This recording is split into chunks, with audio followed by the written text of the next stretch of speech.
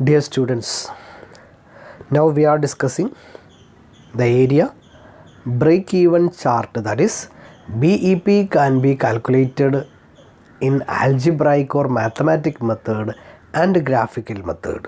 Okay, here we are discussing the graphical method, that is break-even chart. It is the graphical representation of break-even point. It shows the relationship between sales volume, variable cost, fixed cost, etc. It also shows the profit or loss at different levels of output or different levels of volume of sales. A break-even chart shows total sales line, total cost line, point of intersection called break-even point. നമ്മുടെ break-even ചാർട്ടിൽ total cost line ഉണ്ടായിരിക്കാം, total sales line ഉണ്ടായിരിക്കാം. Also there is variable cost line, fixed cost line, etc. The important lines are total sales line and total cost line, and these total sales line and total cost line will be intersecting. This point of intersection is called break-even point. This is a model of break-even chart. In this case, here this is output, this is profit or cost, then here we have one line, this is fixed cost line. Fixed cost line will be fixed. Here the cost, when we plot the cost here, whenever there is a change in output, the total fixed cost will not change. Fixed cost line will be just like this, and this is total cost line. Total cost line including variable cost and fixed cost. Total cost line will start with fixed cost. The starting point will be here, not here. Okay, the starting point of total cost line will be from the starting point of fixed cost. So total cost line will be just like this. And the next line is total revenue line or sales line. The sales line or total revenue line will be starting from 0. Sales will start from 0. Okay, and it will be intersecting the total cost line. It will be intersecting the total cost line in this point. Here the important lines used are total cost line and total sales line or total revenue line. The point of intersection, this point, this is the point of intersection. This point is termed as break-even point. This is the break-even point in which there will be no profit or no loss. Up to break-even sales, there will be loss. This is loss area. This area is termed as loss area. It is the level of sales up to reaching the break-even point. And this is the profit line, profit area.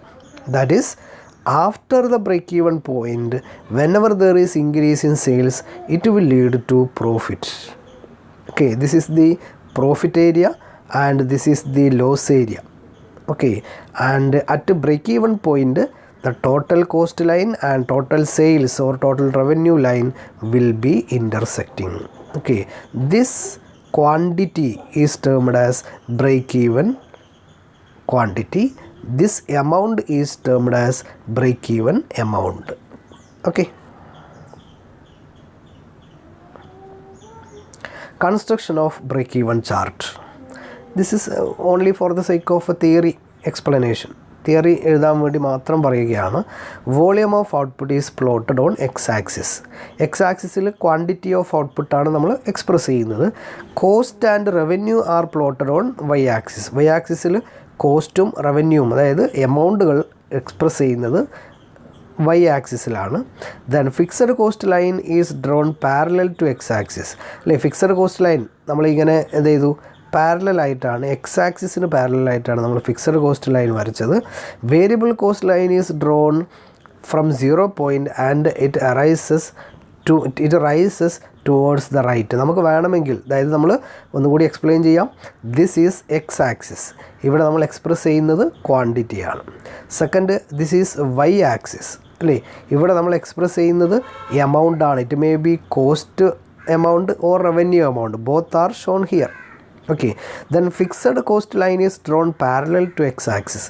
ഇങ്ങനെ X ആക്സിസിന് parallel ആയിട്ടാണ് നമ്മൾ എന്ത് വരയ്ക്കുക, fixed cost line വരക്കുന്നത്. Variable cost line is drawn from 0 point at it rises towards right.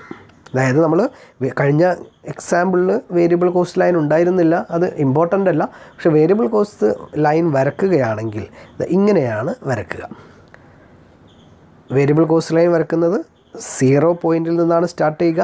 And it rises towards right, റൈറ്റിലേക്ക് ഇങ്ങനെ rise ചെയ്തുകൊണ്ടേയിരിക്കും. The next, total cost line is plotted above the variable cost line. Next നമ്മൾ ചെയ്യേണ്ടത് total cost ലൈനും ഇതേപോലെ തന്നെ വരക്കണം. It should be plotted above the variable cost line. ഇതാണ് വേരിയബിൾ കോസ്റ്റ് ലൈൻ എങ്കിൽ അതിൻ്റെ മുകളിലാണ് ടോട്ടൽ കോസ്റ്റ് ലൈൻ വരേണ്ടത്. അതായത് ഈ രണ്ട് ലൈനുകൾക്കിടയിൽ എന്ത് വേണം, ഫിക്സഡ് കോസ്റ്റിൻ്റെ ഒരു ഗ്യാപ്പ് വേണം. അപ്പം അതുകൊണ്ട് തന്നെ ഇറ്റ് ഈസ് പ്ലോട്ടഡ്, ഒരു ചെറിയ ഒരു കറക്ഷൻ ഉണ്ട്. ടോട്ടൽ കോസ്റ്റ് ലൈൻ എവിടെ നിന്നാണ് സ്റ്റാർട്ട് ചെയ്യാൻ നമ്മൾ പറഞ്ഞു. ടോട്ടൽ കോസ്റ്റ് എന്ന് പറഞ്ഞു കഴിഞ്ഞാൽ രണ്ടും കൂടി ആഡ് ചെയ്തിട്ടാണ്, ഏതാണ്, ഫിക്സഡ് കോസ്റ്റും വേരിയബിൾ കോസ്റ്റും ആഡ് ചെയ്തുകൊണ്ടാണ് വരിക. അപ്പം ഇവിടെ നിന്നാണ് ഫിക്സഡ് കോസ്റ്റ് എവിടെ നിന്നാണ് തുടങ്ങുന്നത്, അവിടെ നിന്നാണ് നമ്മൾ എന്ത് തുടങ്ങേണ്ടത്, ടോട്ടൽ കോസ്റ്റ് ലൈൻ തുടങ്ങേണ്ടത്. This is total cost line, this is variable cost line.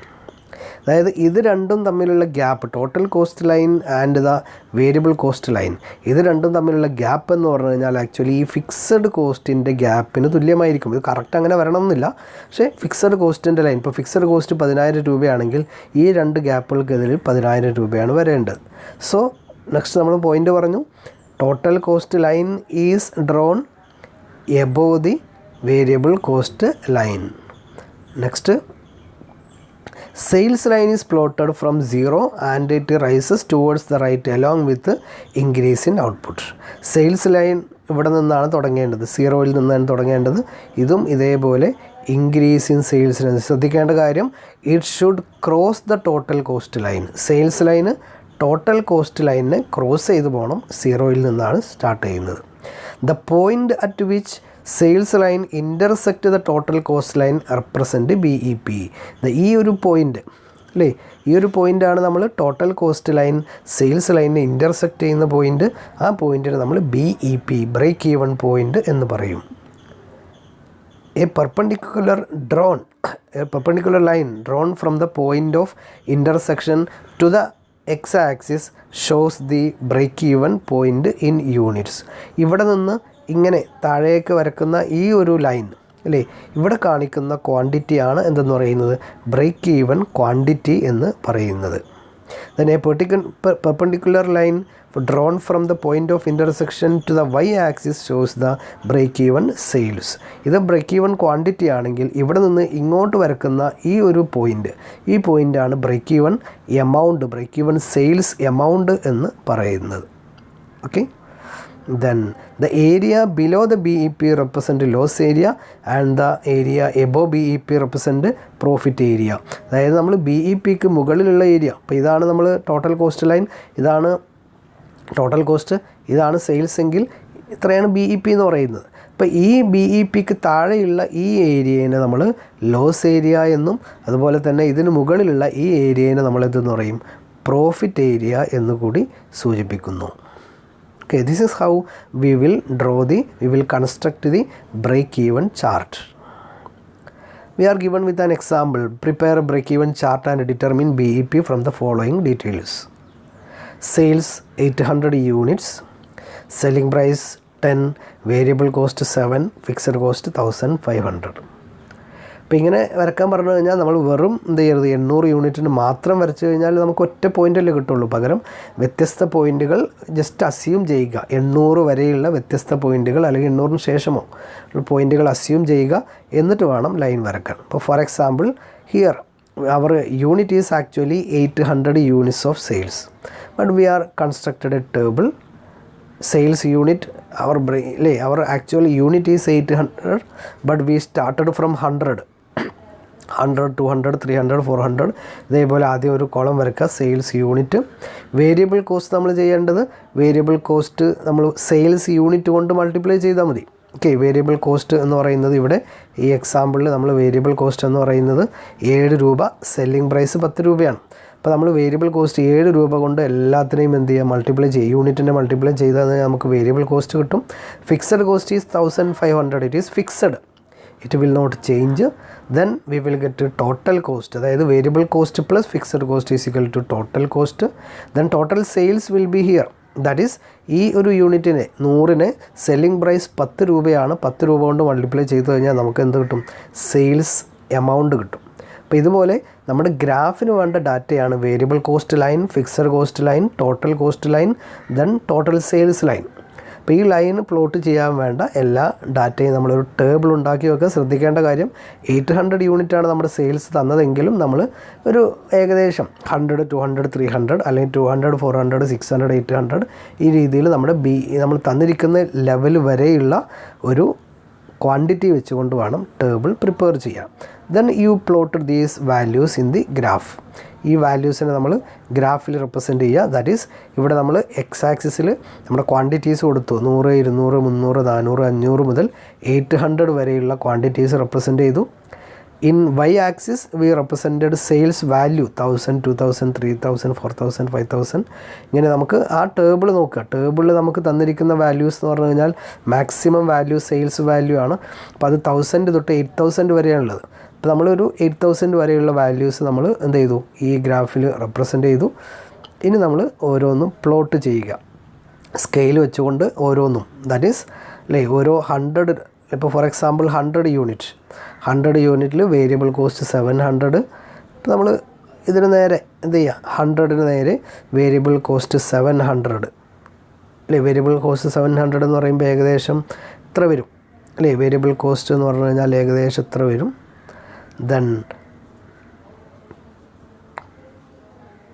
ഇത് എന്ന് പറയുന്നത് ടോട്ടൽ കോസ്റ്റ് എടുത്തു. നമ്മൾ ഫിക്സഡ് കോസ്റ്റ് എന്തായാലും വരച്ച് വെക്കാം. 1000 അല്ലേ, ആ ഒരു എമൗണ്ടാണ്, 1500 ആണ്, വേറെ പ്രത്യേകിച്ചൊന്നും നോക്കാനില്ല. ദെൻ അവിടെയുള്ള സെയിൽസ് വാല്യൂ എടുത്തു.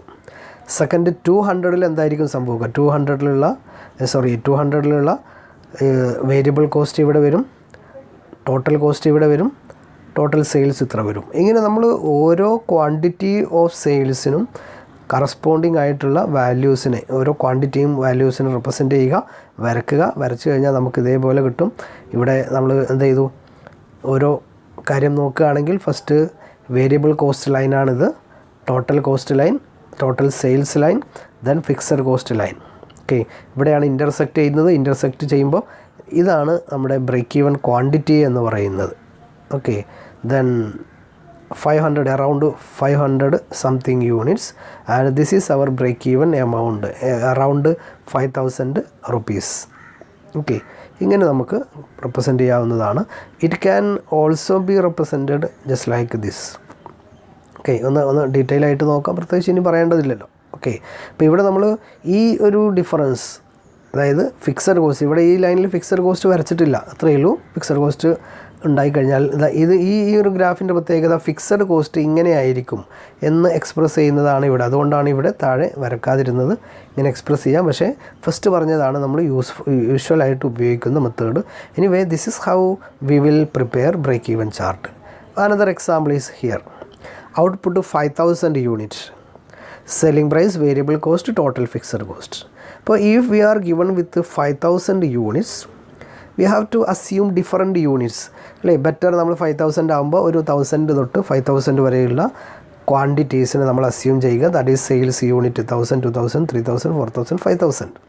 ഇത്രയാണ് നമ്മൾ എക്സ് ആക്സിസിൽ റെപ്രസെൻറ്റ് ചെയ്യേണ്ട യൂണിറ്റുകൾ എന്ന് പറയുന്നത്. Variable cost is 30, that is 1000 × 30, 30,000, 2000 × 30, 60,000. നമ്മൾ 30 കൊണ്ട് നമ്പർ ഓഫ് യൂണിറ്റിനെ മൾട്ടിപ്ലൈ ചെയ്യുക. ഫിക്സഡ് കോസ്റ്റ് എപ്പോഴും കോൺസ്റ്റൻ്റ് ആണ്, ക്വസ്റ്റ്യൻ തന്ന 30,000 രൂപ തന്നെയാണ്. Total cost means variable cost plus fixed cost. Total sales എന്ന് പറഞ്ഞു കഴിഞ്ഞാൽ നമ്മൾ ചെയ്യേണ്ടത് സെല്ലിംഗ് പ്രൈസ് ഈസ് 40. ഈ 40 കൊണ്ട് നമ്മുടെ യൂണിറ്റിനെ മൾട്ടിപ്ലൈ ചെയ്താൽ കിട്ടുന്ന ഫിഗറാണ് ഈ ഒരു വാല്യൂ എന്ന് പറയുന്നത്. അപ്പോൾ നമ്മൾ ടേബിൾ ഉണ്ടാക്കി. ഇനി നമ്മൾ ചെയ്യേണ്ടത് ഈ ടേബിൾ വാല്യൂവിനെ ഇതേപോലെ എക്സ് ആക്സിസിൽ ക്വാണ്ടിറ്റി, വൈ ആക്സിസിൽ എമൗണ്ട് അതേപോലെ 1000, 2000, 3000, 4000, 5000 എക്സ്പ്രസ് ചെയ്തു.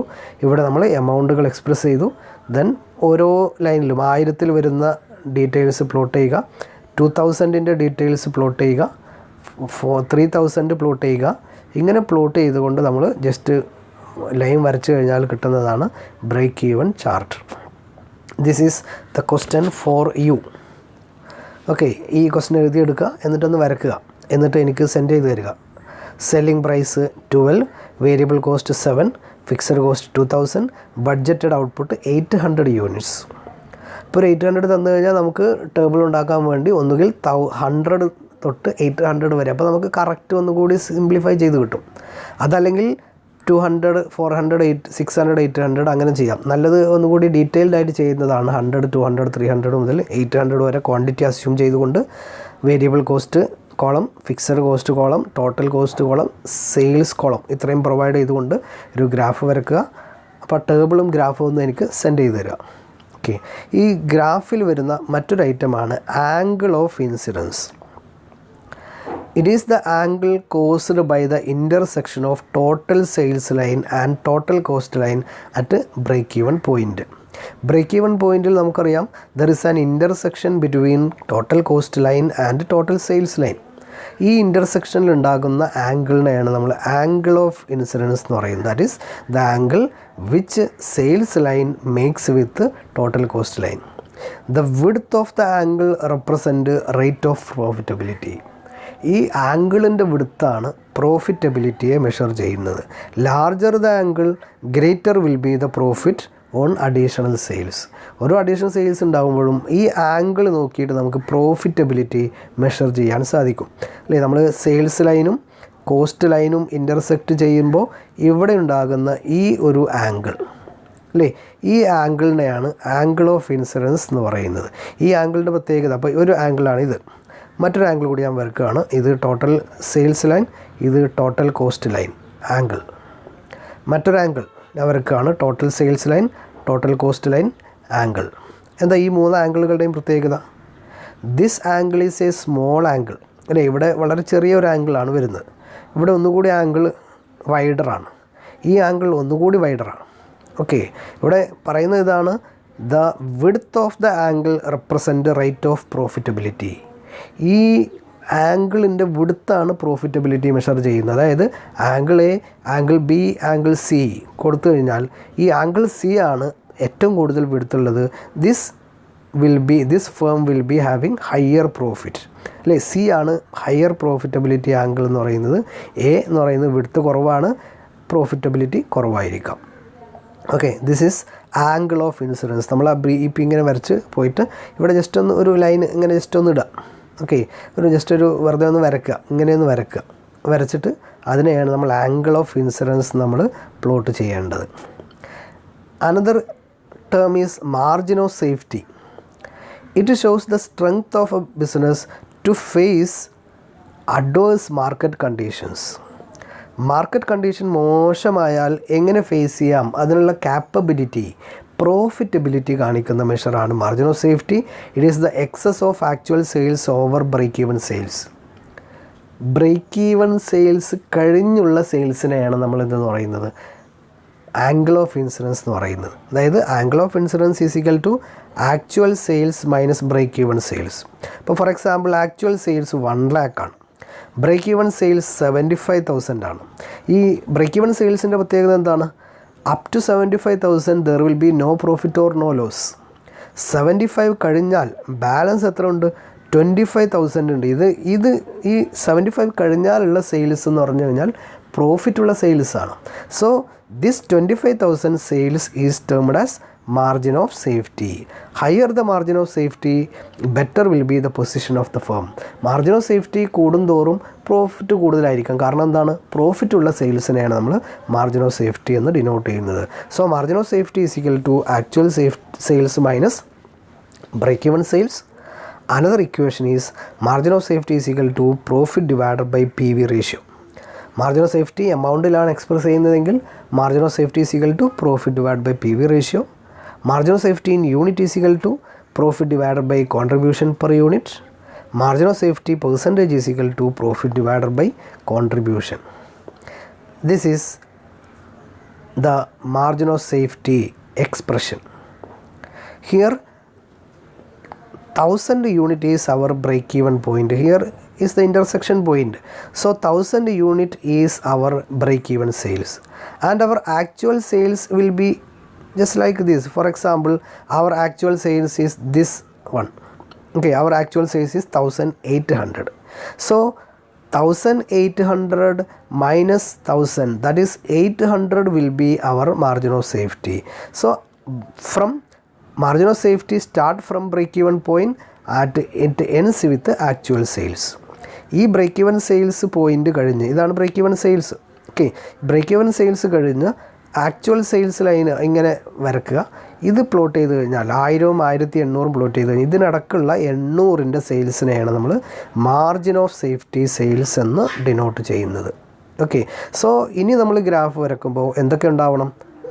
ഈ ലൈനുകൾ കൂടാതെ ഇവിടെ ഒരു സാധനം കൂടി വരക്കുക. അതിനെന്തെന്നാ പറയുക? Angle of incidents. ഇതുപോലെ ഒരു ലൈൻ വരക്കുക. ഇതിനെ നമ്മളെന്തെന്ന് പറയും? മാർജിൻ ഓഫ് സേഫ്റ്റി എന്ന് പറയും. Okay, thank you very much.